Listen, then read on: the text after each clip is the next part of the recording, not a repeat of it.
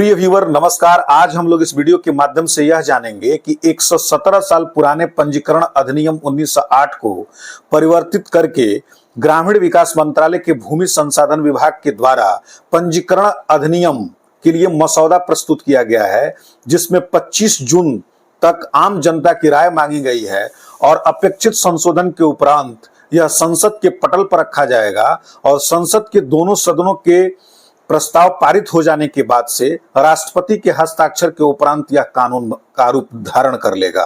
दोस्तों, जैसा कि आप जानते हैं कि पंजीकरण वर्तमान में अचल संपत्ति तथा अन्य संपत्तियों की जो वर्तमान में हो रही है वह पंजीकरण अधिनियम 1908 के तहत होती है, जिसमें कई सारी खामियां हैं। व्यवहारिक दृष्टिकोण से देखा जाए तो यह पूर्णतः कई राज्यों में ऑनलाइन नहीं है।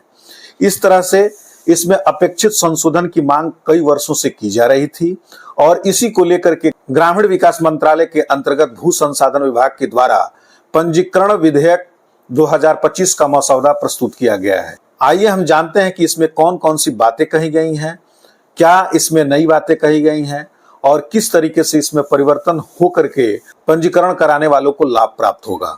दोस्तों, जैसा कि आपको ज्ञात है कि भूमि से संबंधित कोई भी मामला जो है वह राज्य का विषय होता है।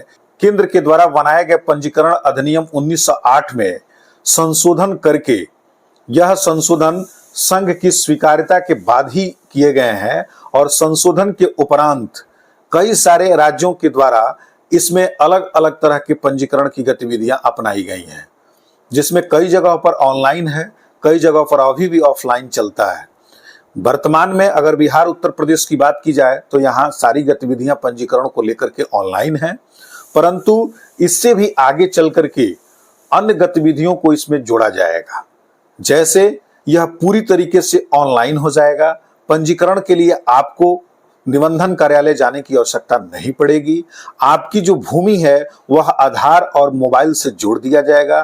क्रेता और विक्रेता के बिना फिजिकली अपीयरेंस से ही निबंधन कार्यालय में आपका जमीन क्रय विक्रय संपादित हो जाएगा और संबंधित डॉक्यूमेंट भी आपको डिजिटल हस्ताक्षर के उपरांत पोर्टल पर भी उपलब्ध हो जाएंगे।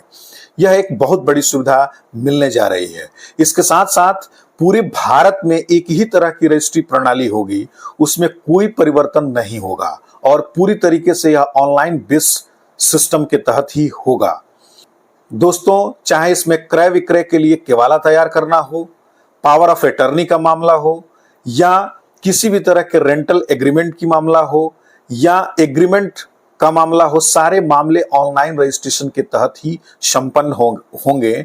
इसमें किसी भी तरह का कोई अन्य पद्धति नहीं अपनाया जाएगा, जिससे यह क्रेता और विक्रेता को ज्ञात हो पाएगा कि संबंधित प्लाट नंबर पर कितने तरह का एग्रीमेंट हुआ है, कितने व्यक्ति से एग्रीमेंट हुआ है। ये सारी चीजें उसे पूर्व में ही पता चल पाएंगी। पता होने के बाद ही किसी तरह की गतिविधि में वह आगे बढ़ेगा। दोस्तों, इससे फर्जीवाड़ा पर पूर्णतः प्रतिबंध लगेगा, क्योंकि यह आधार बेस होगा और ओटीपी तथा आधार ऑथेंटिकेशन के माध्यम से यह संपन्न होगा। इसलिए इसमें किसी भी तरह की फर्जीवाड़ा नहीं होने की संभावना रहेगी। दोस्तों, जैसा कि आप जानते हैं कि क्रेता और विक्रेता के बीच में यह हमेशा एक तरह का कंफ्यूजन बना रहता है कि विक्रेता के द्वारा बेची जाने वाली भूमि उन्हीं की भूमि है या नहीं है। इसका पता लगाने में काफी समय लगता है। फिर भी पता लगने के बाद भी वह अपेक्षित तरीके से संतुष्ट नहीं हो पाता है।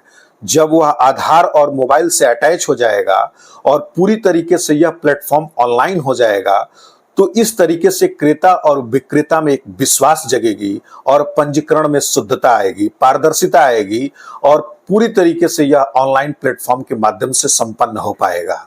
दोस्तों, यही इस विधेयक का सार है, जिसके लिए आपकी भी राय भूमि संसाधन विभाग के द्वारा मांगा गया है, जिसकी 25 जून तक तिथि रखी गई है। अगर आप चाहते हैं कि अपनी राय आप दें तो इसके लिए भूमि संसाधन विभाग की साइट पर जाकर के अपनी राय आप दे सकते हैं। दोस्तों, यह वीडियो कैसी लगी? अगर अच्छी लगी हो तो इसे लाइक कीजिए, शेयर कर दीजिए और अगर किसी भी तरह की दुविधा आपके दिमाग में हो या राय देना चाहते हो तो आप कमेंट में निश्चित बताएं और मेरे चैनल को सब्सक्राइब करना बिल्कुल ही नहीं भूलिए। आपने अपना कीमती समय मेरे चैनल पर अभी तक दिया, इसके लिए बहुत बहुत धन्यवाद।